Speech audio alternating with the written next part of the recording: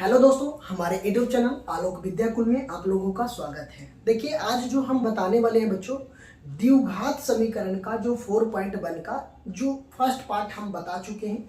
ये मेरा second part है। सेकंड पार्ट में आपको 4 क्वेश्चन है, तो हम चारों क्वेश्चन को इस वीडियो में सॉल्यूशन करने वाले हैं।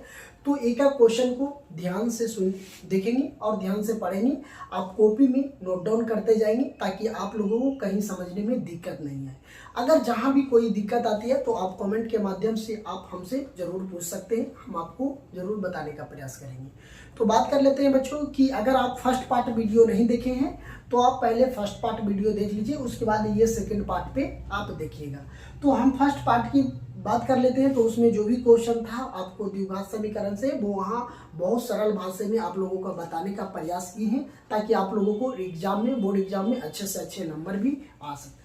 चलिए अब हम बात कर लेते हैं। एग्जाम में ये सबसे ज़्यादा इम्पोर्टेंट होता है। ये 4 जो क्वेश्चन दिया हुआ है, ये चारों क्वेश्चन में से कहीं भी कभी पूछ लिया जाता है। तो अगर यहाँ से भी आप लोग बना सकते हैं तो आप आसानी से यहाँ से समझ लीजिए। सबसे पहले हम बच्चों क्वेश्चन एक बार पढ़ लेते हैं। आप लोग को स्क्रीन पे क्वेश्चन दिख रहा होगा, तो स्क्रीन पे क्वेश्चन एक बार पढ़ लेंगे। अगर वहाँ से भी दिक्कत आ रही है कि स्क्रीन पे दिक्कत आ रही है कि समझने में, क्वेश्चन पढ़ने में, तो आप एनसीईआरटी बुक को लेके आप वहां से भी क्वेश्चन को देख सकते हैं और सॉल्यूशन यहाँ समझ लेंगे। चलिए अब हम क्वेश्चन एक बार पढ़ लेते हैं बच्चों। क्वेश्चन मेरा क्या कर रहा है ना, क्वेश्चन कर रहा है कि एक आयताकार भूखंड का क्षेत्रफल 528 मीटर स्क्वायर है, तो इस क्षेत्र की लंबाई मीटरों में चौड़ाई के दुगना से एक अधिक है। हमें भूखंड की लंबाई और चौड़ाई ज्ञात करने की बात। क्वेश्चन कर रहा है कि जो भूखंड जो दिया हुआ उसका क्षेत्रफल हमको दे दिया है कितना, 528 मीटर। अब हमें मान ले चौड़ाई और लंबाई और चौड़ाई हमको नहीं दिया गया है, तो अब हमको लंबाई चौड़ाई निकालना है। तो सबसे पहले लंबाई चौड़ाई निकालने के लिए जो हमको क्वेश्चन में दिया है कि लंबाई चौड़ाई बतावे, तो हमें नहीं पता है। तो हमको जो क्वेश्चन में दिया हुआ है सबसे पहले उस पॉइंट को पकड़ेंगे जो सबसे दिया है क्या मेन। तो हमको जो दिया हुआ है बस एक चीज दिया हुआ है। क्या दिया हुआ है? एक आयताकार भूखंड का क्षेत्रफल दे दिया है। मान लिया जाए कि कोई खेत है, ये जो भूखंड का खेत है, इसका जो आयत की आकार के है, तो ये मेरा लंबाई हो जाएगा, ये मेरा क्या हो जाएगा, चौड़ाई हो जाएगा, है ना। तो लंबाई चौड़ाई तो हमको निकालना है, लेकिन इस पूरा जो एरिया है, ये जो आयत है, ये आयत का क्षेत्रफल हमको कितना दे दिया, 528 मीटर स्क्वायर दे दिया है ना। तो इससे हमको ये पता लगाना है कि इसका लंबाई क्या है और चौड़ाई क्या है। तो इसको निकालने के लिए सबसे पहले हम क्या करेंगे, देखिए, चलिए यहां समझ लेते हैं। सबसे पहले तो हम मान लेते हैं कि अगर हमको लंबाई नहीं पता, चौड़ाई नहीं पता है, तो हम सबसे पहले मान लेंगे क्या कि माना कि आयताकार भूखंड की जो चौड़ाई है x मान लेते हैं। x तो मान सकते हैं ना, तो x मान लेते हैं। अब यहाँ पे क्या कर रहा है क्वेश्चन में कि लंबाई 2 गुना है। लंबाई कितना दे दिया, 2 गुना दे दिया है ना। लंबाई चौड़ाई से 2 गुना दे दिया है ना। चौड़ाई से लंबाई कितना है, 2 गुना। तो यहाँ पे कह रहा है आयताकार भूखंड की लंबाई चौड़ाई से कितना है, 2 गुना, तो 2x। अगर चौड़ाई को x माने तो x हो गया। अब हमको लंबाई दुगना है ना, तो 2x हो जाएगा प्लस 1 मीटर, है ना, तो 1 मीटर। अब कह रहा आयताकार भूखंड का क्षेत्रफल, तो हमको इतना पता है। अब हमको लंबाई चौड़ाई बराबर, अगर मान लीजिए लंबाई चौड़ाई बराबर हमको दे दिया कितना, 528 मीटर स्क्वायर। तो हमको लंबाई कितना है, x मीटर है, गुना चौड़ाई दे दिया x मीटर। लंबाई हमको कितना दिया हुआ है कि 2x प्लस 1 मीटर बराबर 528 मीटर स्क्वायर, यही दे दिया लंबाई चौड़ाई। ये लंबाई हो गया, ये है ना।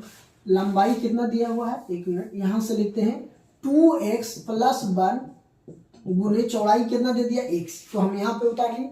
अब इसको क्या कर रहा है, लंबाई चौड़ाई दे दिया है, तो इसको हम गुना कर सकते हैं। तो अगर इसको गुना करेंगे तो ये मेरा कितना हो जाएगा, 2x हो जाएगा, है ना। ये मेरा क्या हो जाएगा, 2x हो जाएगा ना। इसको x से गुना कर दो, ये मेरा कितना हो जाएगा, 2x। और इसको गुना करेंगे तो कितना हो जाएगा हमको, x बराबर कितना हो जाएगा, 528 मीटर स्क्वायर हो जाएगा, यही आ जाएगा। इसको x से 1 में गुना कर दिए, इसको गुना कर देंगे तो x स्क्वायर हो जाएगा x से, तो x स्क्वायर हो गया। चलिए अब इसको हम बराबर के ई साइड ले आते हैं, तो ये मेरा कितना हो जाएगा, 2x स्क्वायर प्लस एक्स, ये माइनस में 528 हो जाएगा, बराबर में हमको कितना आ जाएगा 0। यहाँ मीटर स्क्वायर है तो मीटर स्क्वायर लिख सकते हैं, कोई दिक्कत नहीं है।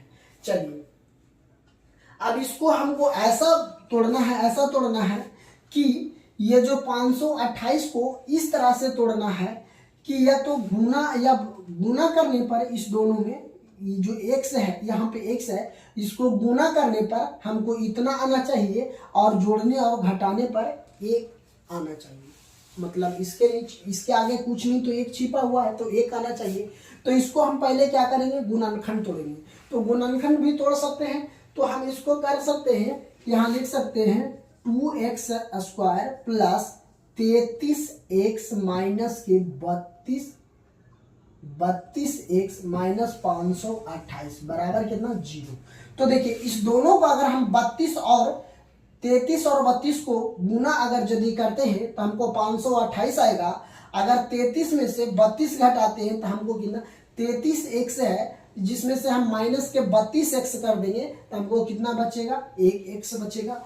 तो चलिए अब यहाँ से क्या करते हैं, सबसे पहले जो कॉमन है उसको कॉमन लेंगे, है ना। तो देखिए इसमें भी x कॉमन, यहाँ 2x स्क्वायर है, यहाँ पे 33x है। तो इस दोनों में अगर हम कॉमन की बात करेंगे तो इस दोनों में हमको कॉमन क्या आ जाएगा, x आ जाएगा। तो यहाँ से हम x कॉमन ले लेते हैं तो यहाँ क्या बचेगा 2x प्लस 33। चलिए इसमें से हम क्या कॉमन लेंगे, अगर हम इसमें कॉमन लेने की बात करेंगे तो इसमें हमको कॉमन क्या आ जाएगा, इसको अगर हम कॉमन लेते हैं तो हमको यहाँ पे 32 है, यहाँ पे 528 है, तो माइनस के 16 कॉमन लेते हैं तो हमको यहाँ क्या बच जाएगा 16 दूना 32। तो यहाँ पे क्या बच जाएगा 2x माइनस, यहाँ देखिए ये क्या बच जाएगा 33 हो जाएगा, है ना। इसको अगर हम 16 कॉमन ले रहे हैं इसमें से तो हमको कितना बच रहा है 33 बच रहा है। तो देखिए ये दोनों का ही ना, ये माइनस माइनस क्या हो जाएगा प्लस हो जाएगा, है ना, माइनस प्लस हो जाएगा। अब यहाँ से लिख सकते हैं x बराबर माइनस 16, एक क्या हो जाएगा यहाँ पे हम लिख सकते हैं 2x प्लस के 33, ये आ गया। जब ये आ गया तो अब यहाँ से हम लिख सकते हैं एक बार x माइनस 16 बराबर 0, वो इस तरफ लिख सकते हैं कि 2x प्लस 33 बराबर 0, कोई दिक्कत नहीं। अब यहाँ से इसको बराबर के उस साइड भेजेंगे, कितना हो जाएगा हमको 16। तो देखिए अगर हम x बराबर के उस साइड भेजेंगे तो प्लस के 16 हो जाएगा। यहाँ से हमको देखिए 2x, इसको बराबर के उस साइड भेज देते हैं तो माइनस के 33 हो जाएगा, इसलिए x बराबर हो जाएगा माइनस 33/2। इसको x बराबर हमको 16 आ गया। तो यहाँ पे देखिए माइनस 33/2 एगो आ गया x/16। तो हम क्या करेंगे कि अगर हमको जब भी लंबाई चौड़ाई निकालना होगा तो माइनस वाला कभी भी नहीं हम ले सकते हैं। क्या करेंगे, माइनस वाला कभी नहीं लेना, जब भी लेना है तो प्लस वाला लेना है। तो यहाँ से सबसे पहले हम समझ लेते हैं कि अगर हम माने हैं कि चौड़ाई 16 x माने हैं तो x का मान 16 आ गया। तो हम यहाँ लिख सकते हैं कि चूंकि आयताकार भूखंड की चौड़ाई कितना हो जाएगा, आयताकार भूखंड की यहाँ पे लिख सकते हैं आयताकार भूखंड की चौड़ाई की बात हम कर लेते हैं। तो चौड़ाई हमको कितना आ जाएगा 16 आ जाएगा, है ना। यहाँ पे हम x का मान क्या रखे हैं, x का मान 16 है तो x की जगह पे हम 16 धर सकते हैं। अब दूसरा में हम लिख सकते हैं आयताकार भूखंड की लंबाई, है ना। आयताकार भूखंड की लंबाई हमको क्या आ जाएगा, लंबाई को हम क्या माने हैं यहाँ पे 2x प्लस 1 मीटर, है ना। तो ये 16 मीटर हो जाएगा। और इसको हम 2x प्लस 1 माने हैं तो इसको हम लिख सकते हैं यहाँ पे 2x की जगह पे 16 प्लस 1 मीटर स्क्वायर। 16 दूना के 32 हो जाएगा, अब 32 1 33 मीटर हो जाएगा। तो एक जो लंबाई हो गया, लंबाई हमको कितना हो गया 33 मीटर हो गया, लंबाई हमको क्या हो गया 33 मीटर स्क्वायर, चौड़ाई हो गया हमको 16 मीटर स्क्वायर। तो जो हम अभी इस आयत की बात करते हैं तो इस आयत का जो क्षेत्रफल दे दिया है 528 मीटर, 528 मीटर स्क्वायर। तो इसका जो लंबाई हमको दे दिया 33 मीटर और चौड़ाई हमको कितना दे दिया 16 मीटर। तो यही हमसे सवाल में पूछा गया था कि लंबाई और चौड़ाई बतावे, तो हमको चौड़ाई 16 मीटर आ गया और लंबाई कितना आ गया 33 मीटर स्क्वायर आ गया। तो ये क्वेश्चन भी आप लोगों को आसानी से समझ में आ गया होगा। तो इसको कॉपी में नोट डाउन कर लेंगे, कॉपी में नोट डाउन करके आराम से देख सकते हैं कभी भी रिवाइज करना हो। चलिए अब हम बात कर लेते हैं दूसरा क्वेश्चन की बच्चों। तो दूसरा क्वेश्चन को भी क्वेश्चन की बात कर लेते हैं। दूसरा क्वेश्चन भी एक बार हम क्वेश्चन पढ़ लेते हैं, है ना। दूसरा क्वेश्चन मेरा आपको स्क्रीन पे दिख रहा होगा। दूसरा क्वेश्चन कह रहा है कि दो क्रमागत धनात्मक पूरक का गुणनफल 306 है। हमें हमें पूर्णांकों का ज्ञात करना है। क्या कह रहा है, दो धनात्मक पूरक को 306 है, तो हमें पूर्णांकों का ज्ञात करना है। तो इस सवाल में हमको क्या बोला जा रहा है कि पूर्णांकों ज्ञात करना है। तो सबसे पहले हम क्या करेंगे, सबसे पहले यहाँ ध्यान देंगे बच्चों कि जो क्वेश्चन दिया हुआ है तो इसको क्या करेंगे, हमको दो क्रमागत कह रहा है कि दो क्रमागत धनात्मक पूरक का गुणनफल दे दिया, हमको 306 दे दिया है। तो अगर हम सबसे पहले मान लेंगे कि सबसे फर्स्ट मानेंगे, सेकंड मानेंगे, है ना। तो प्रथम अगर हम बात करते हैं, प्रथम धनात्मक पूरक को x मान लेते हैं, है ना। पहला धनात्मक पूरक को क्या मान लेते हैं, x मान लेते हैं। दूसरे की बात करते हैं, दूसरा धनात्मक पूरक संख्या x प्लस 1 मान लेते हैं। अगर एक को हम x माने हैं तो दूसरा को क्या मानेंगे, x प्लस 1 मानेंगे। ओके, चलिए अब यहाँ पे क्या कह रहा है कि दोनों क्रमागत धनात्मक पूर्णांकों का गुणनफल हमको दे दिया 306। तो अब यहां से हम लिखें क्या कि पहला धनात्मक पूरक संख्या x, दूसरा धनात्मक पूरक संख्या हमको 306 है। तो चलिए अब हम इसको क्या करेंगे, सबसे पहले कि जो दिया हुआ है तो पहले गुणे दूसरा, है ना। पहला गुना क्या है, दूसरा, कि पहला धनात्मक पूरक गुणे दूसरा धनात्मक पूरक बराबर हमको 306 दिया है। तो पहला हमको x दे दिया है तो x लिखेंगे, यहाँ गुना के सिंबल तो गुना देंगे। दूसरा धनात्मक पूरक संख्या x प्लस 1 दिया हुआ है तो x प्लस 1 बराबर हमको 306। ओके, तो अब हम क्या करेंगे, इसको x से गुना कर देंगे तो इसको क्या करेंगे, x स्क्वायर प्लस यहाँ पे आ जाएगा x बराबर हमको 306। अब x स्क्वायर प्लस x, इसको बराबर की साइड लाएंगे तो -306 बराबर 0। x square plus x minus 306 बराबर हमको क्या आ गया, 0 आ गया। चलिए जब 0 आ गया बच्चों तो इसको हम क्या करेंगे कि इसको तोड़ेंगे, इसको ऐसा तोड़ेंगे कि जो 306 है उसको गुणनखंड इस तरह से निकालना है कि गुना करने पर 306 आना चाहिए और जोड़ने और घटाने पर 1 आना चाहिए। काहे कि यहाँ x के कुछ नहीं आगे है तो 1 छिपा हुआ है। तो हमको क्या करना है कि इस x को, इसको 306 को अभाज्य गुणनखंड तोड़ना है। अभाज्य गुणनखंड इस तरह से तोड़ना है ताकि हमको गुना करने पर 306 और जोड़ने और घटाने पर हमको कितना आना चाहिए, 1 आना चाहिए। तो वह कौन सी संख्या है, अगर हम बात करते हैं, अगर आपको याद होगा, अगर आपको अभाज्य गुणनखंड आता होगा तो आप इसको साइड में रफ कॉपी में आप कर सकते हैं, अन्यथा आप इधर रफ कॉपी करके यहाँ लिख सकते हैं। चलिए तो यहाँ पे जो हमको दे दिया है, कितना दे दिया है कि इसको हमें x माने हैं, x स्क्वायर है तो इसको हम यहाँ पे लिख सकते हैं x प्लस, अब 18x प्लस माइनस के 17x माइनस 306 0 बराबर 0। अब 18 और 17 को गुना करेंगे तो 306 आएगा, 18 में से -17 करेंगे तो हमको कितना आएगा, x आएगा। ये स्क्वायर है तो स्क्वायर, इसमें से x देखिए यहाँ भी x स्क्वायर है, यहाँ भी x है तो यहाँ x कॉमन लेते हैं तो यहाँ एक x बचेगा प्लस 18 बचेगा। अब यहाँ पे देखिए माइनस के हम 17 कॉमन ले लेते हैं, इसमें से -17 क्या ले लेते हैं, कॉमन ले लेते हैं तो हमको क्या बचेगा, है ना। माइनस के 17 कॉमन ले लेते हैं, 17 कॉमन ले लेते हैं तो हमको यहाँ x बचेगा, माइनस माइनस प्लस, और 17 का टेबल पढ़ेंगे कितना बार में कट जाएगा, 18 बार में बराबर 0 हो जाएगा। अब यहाँ से देखिए x माइनस 17 हो जाएगा, 1 हो जाएगा, x प्लस के 18 हो जाएगा। चलिए अब यहाँ पे हम ले लेते हैं बच्चों कि x माइनस 17 बराबर 0, दूसरा लेते हैं x प्लस 18 बराबर 0। यहाँ से x बराबर, इसको बराबर के उस साइड भेजते हैं तो ये 17 हो जाएगा, यहाँ x बराबर के उस साइड भेजेंगे तो माइनस के 18।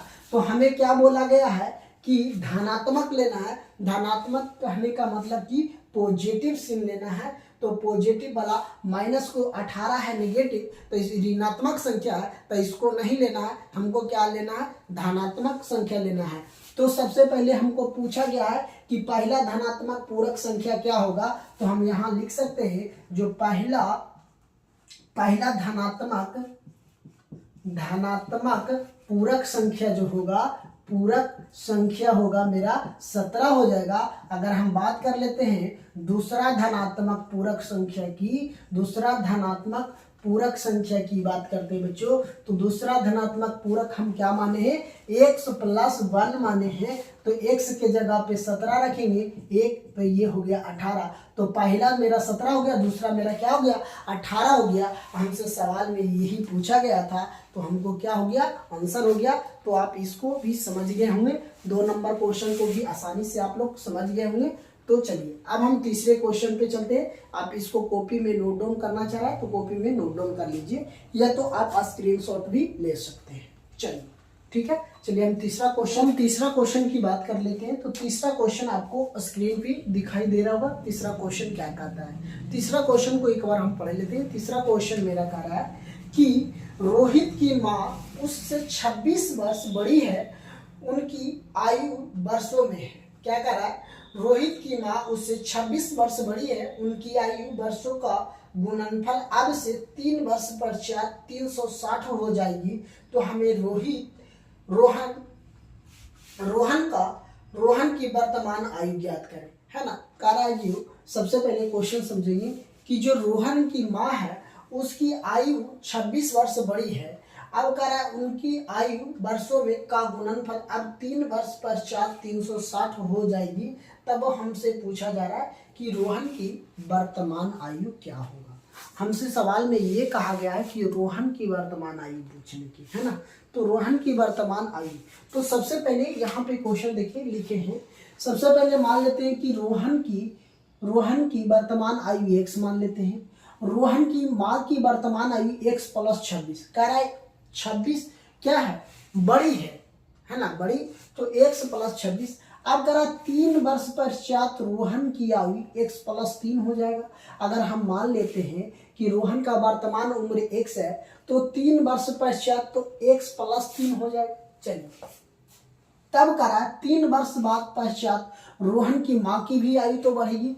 तो रोहन की माँ की आयु कितना, x प्लस 26, और यहाँ प्लस 3 वर्ष पश्चात बाद में तो x प्लस 29 हो जाएगी, और रोहन का क्या हो जाएगा, x प्लस 3 हो जाएगा। अब करा दोनों की आयु का गुणनफल हमको दे दिया है कितना, 360 दे दिया है। तब हमसे पूछा गया है कि रोहन की वर्तमान आयु ज्ञात करने के लिए, है ना, रोहन की क्या वर्तमान आयु। तो सबसे पहले उसकी माँ का जो आयु है ये हो गया x प्लस 29 वर्ष, और रोहन की जो वर्तमान आयु है, रोहन की 3 वर्ष के पश्चात की उम्र हो जाएगा x प्लस 3 बराबर, ये गुणनफल की बात किया गया तो गुणनफल गुना हो गया बराबर 306 हो गया। चलिए अब इसको मल्टीप्लाई कीजिएगा, x को मल्टीप्लाई करेंगे तो x स्क्वायर हो जाएगा।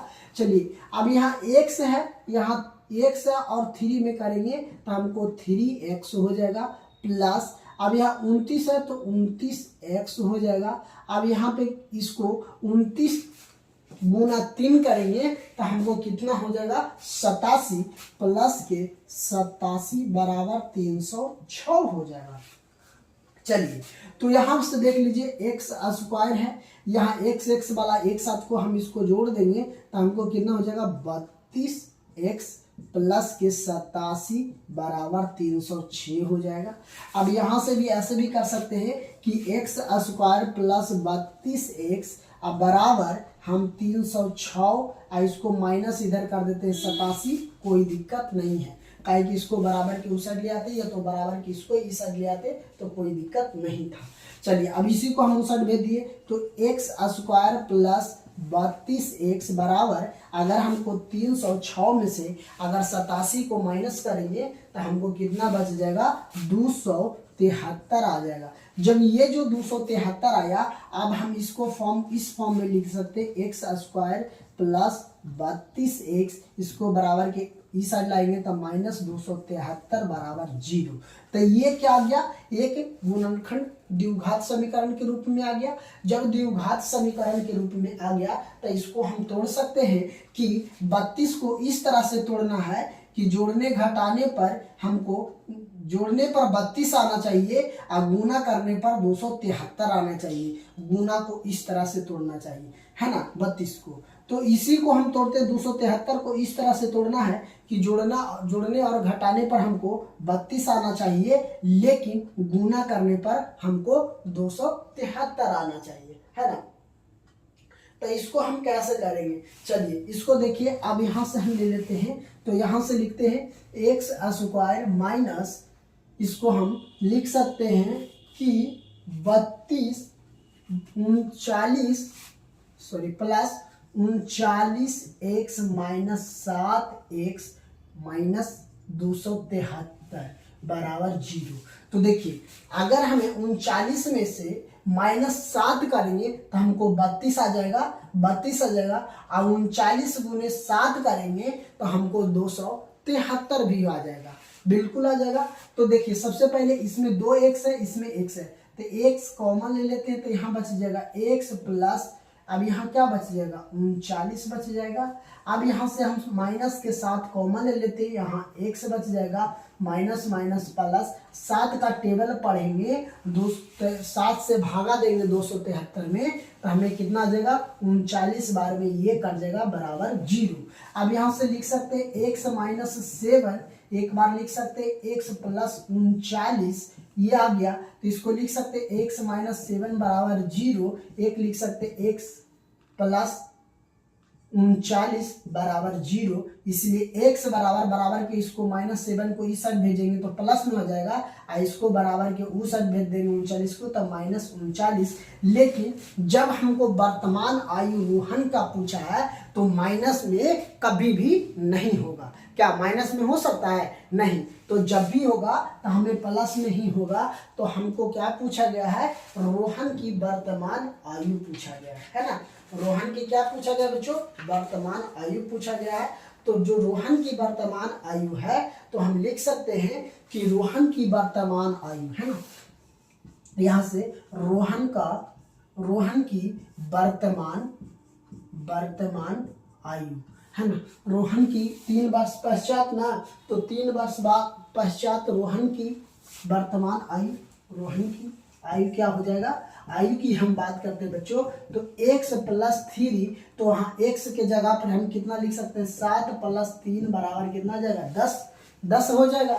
x प्लस 7 बराबर कितना आ जाएगा, वर्तमान आयु तो उसको 7 ही होगा, सॉरी इसका जो वर्तमान आयु x माने है ना, तो x माने तो इसका वर्तमान आयु कितना हो जाएगा, 7 वर्ष। अब इसकी रोहन की माँ की जो वर्तमान आयु हो जाएगा, रोहन की माँ की वर्तमान आयु, है ना, वर्तमान आयु की बात करते हैं तो रोहन की माँ की वर्तमान आयु क्या हम माने हैं, x प्लस 26, तो x के जगह पर 7 और 26 बराबर 33, तो उसकी माँ की आयु 33 वर्ष हो जाएगी और उसके रोहन की वर्तमान आयु 7 वर्ष हो जाएगी। यही हमसे सवाल में पूछा गया था। तो आपको आसानी से ये नहीं पूछा गया था कि 3 वर्ष पश्चात रोहन की आयु बतावे और 3 वर्ष पश्चात रोहन की माँ की आयु। अगर 3 वर्ष बाद पूछा जाता कि 3 वर्ष बाद रोहन की आयु कितना हो जाएगा, तो x के जगह पर हम लिख सकते थे 7 प्लस 3 तो हो जाएगा 10, है ना। यहाँ पे लिख सकते x बराबर 7 प्लस 3 बराबर 10 हो जाता, कितना 10 होता कब? 3 वर्ष पश्चात रोहन की आयु पूछता तब। अब हमसे ये भी पूछता कि 3 वर्ष पश्चात रोहन की माँ की आयु, तो यहाँ पे x की जगह पर 7 धरते प्लस के 29 कर देते तो हमको कितना हो जाएगा? 36 वर्ष हो जाता। लेकिन हमसे ये सवाल नहीं पूछा था, सिर्फ ओनली फॉर पूछा था क्या कि रोहन की वर्तमान आयु बता दे। तो रोहन की माँ की आयु 33 वर्ष हो जाएगी वर्तमान, और रोहन की आयु कितना हो जाएगा? 7 वर्ष हो जाएगा। तो तीसरा क्वेश्चन भी आप लोग आसानी से समझ गए होंगे, तो इसको कॉपी में आप लोग नोट डाउन करिए। चलिए चौथा नंबर सवाल हम देख लेंगे, जो कि इस वीडियो। देखिए बच्चों, अब हम चौथा क्वेश्चन की बात कर लेते हैं। तो चौथा क्वेश्चन आपको स्क्रीन पे दिखाई पड़ रहा होगा, तो चौथा क्वेश्चन भी हम समझ लेते हैं कि चौथा क्वेश्चन आखिर क्या कर रहा है ना। तो क्वेश्चन एक बार हम पढ़ लेते हैं। क्वेश्चन कर रहा है कि एक रेलगाड़ी 480 किलोमीटर की दूरी समान चाल से तय करती है। कह रहा है एक जो रेलगाड़ी है 480 किलोमीटर दूरी जो तय करता है समान चाल से चलती है। मान लीजिए कि अगर ये समान चाल कहने का मतलब कि 1 घंटा में अगर 480 किलोमीटर चल रहा है, तो और दूसरे घंटा में भी क्या चल रहा है? उतना ही चल रहा है ना। अब फिर दोबारा क्वेश्चन में क्या है, यदि उसकी चाल 8 किलोमीटर घंटा कम हो तो वह उसी दूरी को तय करने में 3 घंटा अधिक लेती है, तो हमें रेलगाड़ी की चाल बता दे। अगर क्वेश्चन कहने का अर्थ समझेंगे सबसे पहले, तो कह रहा है कि जब एक रेलगाड़ी चलती है तो 480 किलोमीटर चलती है, तो एक समान चाल से चलती है। जैसे अगर 1 घंटा में चल रही है 10 किलोमीटर, तो समान समय से चल रही है ना। अब कह रहा है कि उसकी आयु क्या कर रहा है, यदि उसकी चाल 8 किलोमीटर घंटा हो जाती है, कम हो जाती है, तो उसे दूरी तय करने में 3 घंटा का अधिक समय लेती है, तब बता दे। तो चलिए क्वेश्चन सबसे पहले यहाँ तो देख ली। अब सबसे पहले हम क्या करेंगे, लिखेंगे रेलगाड़ी की चाल। सबसे पहले हमको क्या पता करना है, रेलगाड़ी की चाल क्या होगा, तो हमें तो रेलगाड़ी की चाल ही निकालना है, अभी पता ही नहीं है। तो रेलगाड़ी की हम चाल मान लेते हैं x किलोमीटर घंटा। कुल दूरी कितना तय करना है, 480 किलोमीटर। समय क्या लगेगा, तो समय बराबर होता है फॉर्मूला दूरी बटा चाल, तो समय बराबर हो जाएगा 480 बटा x। चाल हमको x है और कितना किलोमीटर जाना, 480 किलोमीटर जाना है। अब हम बात करते हैं, इसकी चाल 8 किलोमीटर कम हो जाती है। 8 किलोमीटर चाल क्या हो जाती है, कम हो जाती है, तो समय क्या लगेगा, 480 बटा x जो हम माने हैं, x हम क्या माने हैं, चाल चल रही है, तो x माइनस 8 किलोमीटर घंटा हो जाएगा। तो अब हम प्रश्न से चलेंगे। अगर हम फर्स्ट बार में चलते हैं तो x बराबर कितना हो जाएगा, 480 बटा x माइनस कितना हो जाएगा, 480 बटा x माइनस 8 बराबर हमको क्या होगा, 0 हो जाएगा। ये जो चाल हो जाएगा। चलिए अब हम बात कर लेते हैं। अब लेकिन हाँ दिया है कितना, 3 घंटा क्या लगता है, 3 जो हमको दिया है 3 घंटा अधिक लगता है, तो 3 घंटा अधिक लगता है, वो भी डाल दिए। चलिए अब इसको सबसे पहले हम क्या करेंगे, इसको हम सॉल्यूशन करेंगे। सबसे पहले इस दोनों का एलसीएम लेंगे, नीचे में कुछ नहीं तो ये हो जाएगा x माइनस 8 हो जाएगा। इसको एलसीएम लेंगे तो ये x से x कट जाएगा, ये बच जाएगा, कितना बच जाएगा, 480 x माइनस 8 हो जाएगा। यहाँ माइनस के सिंबल माइनस, ये से ये कट जाएगा, बच जाएगा x। तो हम यहाँ लिख सकते x माइनस 480 बराबर में हमको 3 हो जाएगा। अब इसको गुना करेंगे तो कितना हो जाएगा, 480x माइनस, अब इसको 8 से 480 में अगर हम गुना करते हैं तो हमको टोटल कितना आ जाएगा, टोटल इसको गुना करेंगे तो हमको क्या आ जाएगा, इसको देखिए गुना करिएगा तो 480 को 8 से गुना करिएगा तो हमको 3640 आएगा, है ना। 3640 माइनस इसको गुना करेंगे तो 480 x हो जाएगा, बराबर बट्टा में हमको क्या आ जाएगा, यहाँ तो 3 आ गया, बट्टा में x माइनस 8 हो जाएगा, कोई दिक्कत नहीं। ये देखिए 480 और माइनस के, ये प्लस में है ये माइनस में है, तो हम इसको क्या कर सकते हैं, इसको हम इससे गुना कर सकते हैं। चलिए यहाँ पे देख लेते हैं, है ना। यहाँ पे ये 480, यहाँ पे लिखते हैं 480x माइनस 400 के 80x माइनस 3640 बराबर ये जो 3 है इसको हम इससे मल्टीप्लाई कर सकते हैं, तो कोई दिक्कत है नहीं। तो हम इसको लिख सकते हैं 3, यहाँ पे क्या दिया 8 माइनस x माइनस 8 बराबर हमको x दे दिया है, कोई दिक्कत नहीं। अब जब इसको सॉल्यूशन करेंगे तो सबसे पहले हम क्या करेंगे, ये से ये हमको क्या हो जाएगा, कैंसिल हो जाएगा, बच जाएगा माइनस के 3640 बराबर, इसको गुना करेंगे तो हम सबसे पहले क्या करेंगे, इसको लिख सकते हैं कि 3x है ना, 3x ऐसे भी कर सकते हैं कि 3x, इसको हम लिख सकते हैं 3x माइनस 3 8 24 बराबर x अब बच गया। जब x बच गया है तो इसको हम लिख सकते हैं 24x हो जाएगा, 24x। चलिए अब हम इसको टोटल को इस साइड ले आते हैं, उसको उस साइड कर देते हैं, है ना। तो ये मेरा कितना हो जाएगा, इसको हम बराबर के उस साइड भेज देते हैं, तो 3x minus 24x minus 3000 plus 3640 बराबर 0। तो आप ये चीज पहले ध्यान दीजिए, जो 3x माइनस 24 आ गया है, ये जो 24x प्लस 3640 है, तो ये क्या द्विघात समीकरण है। तो सबसे पहले तो इसको हम द्विघात समीकरण चेक करेंगे। तो द्विघात समीकरण चेक करेंगे तो हमको हो रहा है या नहीं।